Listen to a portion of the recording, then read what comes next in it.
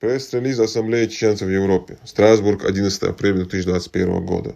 Несмотря на все наши усилия, нашей ассамблеи, членов ассоциаций Бартмаршу, адвокатов, правозащитных организаций и всех заботливых людей, которые реагировали, делились и распространяли сообщения в социальных сетях, один из наших участников и учредителей, Гадаев Магомед, по приказу министра внутренних дел Франции Джеральд Дармана, был депортирован в Россию. Все это несмотря на решение ряда французских юридических инстанций о запрете его депорта, и несмотря на то, что Магомед Гадаев разрезал себе живот утром накануне высылки. Этот депорт является неописуемой и особенно болезненной раной для всей чеченской диаспоры в Европе.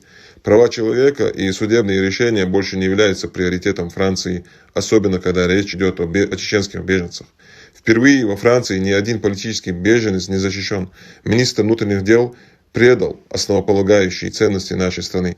Мы не знаем, какой будет судьба Гадаева Магомеда, но мы знаем с уверенностью, что он был депортирован прямо к тем, кто пытал, похищал и уничтожал тысячи людей. Французское правительство тоже знает об этом, потому что все знают о царящем там терроре.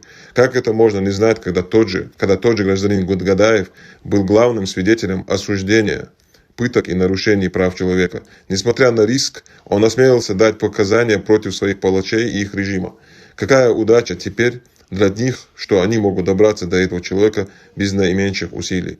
Эта ситуация столь же драматична, сколь и историческая, и мы надеемся, что французский народ услышит об этом нарушении наших основополагающих принципов, что он восстанет против этого авторитарного дрейфа, который абсолютно противоречит принципам гуманизма и прав человека. Магомед Гадаев был ложно обвинен в экстремизме на основании известных белых заметок, которые не были проверены и не имели юридической силы и были лишены аргументов.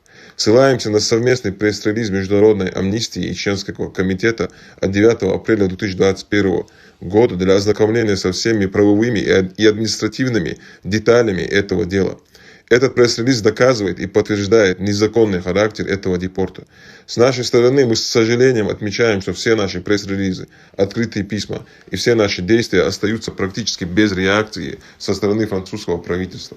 Наши соотечественники пытаются сделать все возможное в рамках закона для решения различных проблем, с которыми они сталкиваются, но они видят почти дискриминационное игнорирование со стороны властей, которые постоянно их обвиняют, даже когда жертвами становятся сами чеченцы.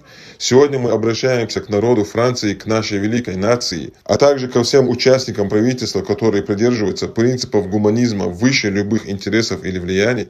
Услышьте нас и окажите нам вашу поддержку. Дело Гадаева не единственное. Мы благодарим всех ежедневных борцов, все организации и юристов гражданина Гадаева за их мужество, поддержку и помощь в защите его прав.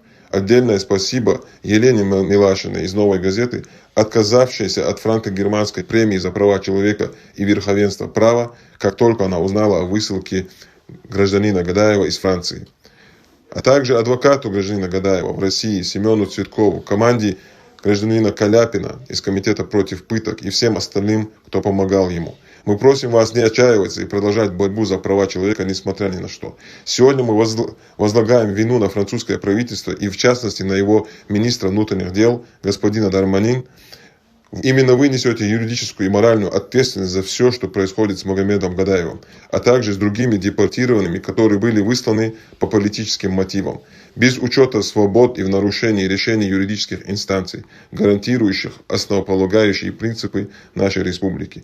Посылая на верную смерть чеченских оппозиционеров, открыто нарушая принципы нашей страны, вы не только разрушаете надежды целой диаспоры, но и очерняете имидж нашей страны. Вы, кажется, очень далеки от девиза, на котором построена наша республика: свобода, равенство, братство. Ассамблея чеченцев Европы.